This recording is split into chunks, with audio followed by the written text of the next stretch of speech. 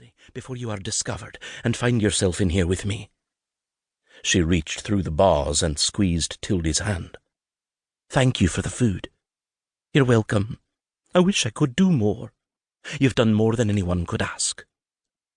After Tildy crept away, Makenna wrapped the remainder of her food and tucked the bundle into a pocket in her skirts. Who knew if and when she would be freed, or when Tildy would be able to sneak her more to eat? She wouldn't put it past Colin to leave her here to starve in order to wear her spirit down, but she'd endured much worse over the past 9 years, and she would not bend now. Determined to conserve her strength, she lay on the straw pallet and stared up at the dank ceiling. The cellars of the keep were cold and musty, the ghosts of those who had died down here tied to the stones. They did not scare her. Only the living did. Makenna slept. She was awakened by a noise, at first the soft murmur of a woman, and then the clanging of keys in the gate. "Quick, my lady!" It wasn't Tildy. The woman's voice was husky, rough with a cough. Makenna blinked and rose, her limbs aching from being cramped in the same position on the uncomfortable straw. The woman wore a heavily hooded cloak from head to toe. It was clear she didn't want to be recognized. Her hands were pale and slender, a plain rose-gold band with a small topaz on her middle finger.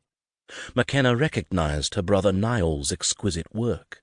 He owned the Cairngorm mines on Tarbondale, an estate adjoining Maclaren, her family's seat, and had a lucrative Scottish topaz business. The woman was no servant then. "Come quickly." "Who are you?"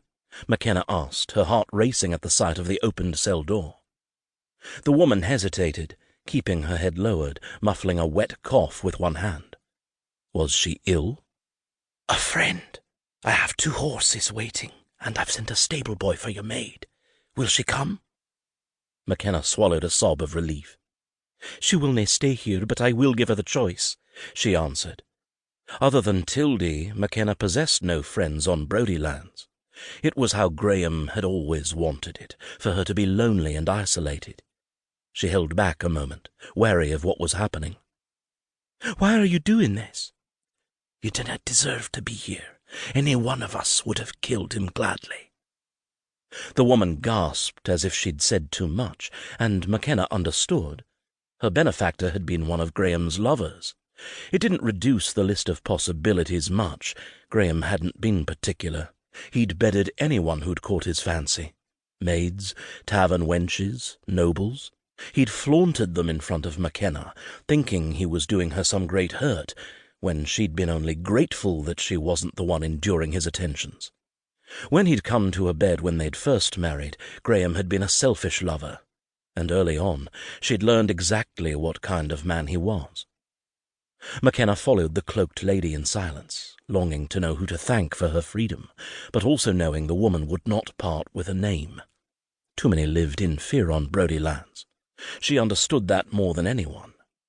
Even now, as they hustled to the side of the stables shrouded in shadow, Makenna felt that fear nipping at her like invisible teeth. She was not out of danger yet. Under cover of a low-lit crescent moon, she spotted a wild-eyed Tildy standing beside the horses, 2 hastily packed bags in hand. One of them wasn't even tied closed, with what looked like several of Makenna's gowns stuffed haphazardly inside and flowing out over the top. Tildy looked like she'd been dragged out of bed, but was relieved to see her mistress. Makenna sent her a reassuring smile, watching as the young stable-boy tied the bags on the horses. "Tildy, do you want to leave or stay?" she asked in a low voice. The maid hesitated, her eyes lifting to the keep where the laird slept, and Makenna felt a beat of worry. This was Tildy's home. She could not force her to leave if it wasn't her wish, and if they were caught escaping, Tildy would be punished for her disloyalty. Or worse. Makenna was ready to tell her to stay and protect herself, when grim resolve replaced the trepidation on the maid's face. "Aye, 'tis for the best." "Do you have somewhere to go?" the woman asked in a low voice, thrusting a bundle into Makenna's hands. "Dinna tell me. There's some more food for you. Sorry it isn't more." "You've been more than generous," she said. "I owe you my life.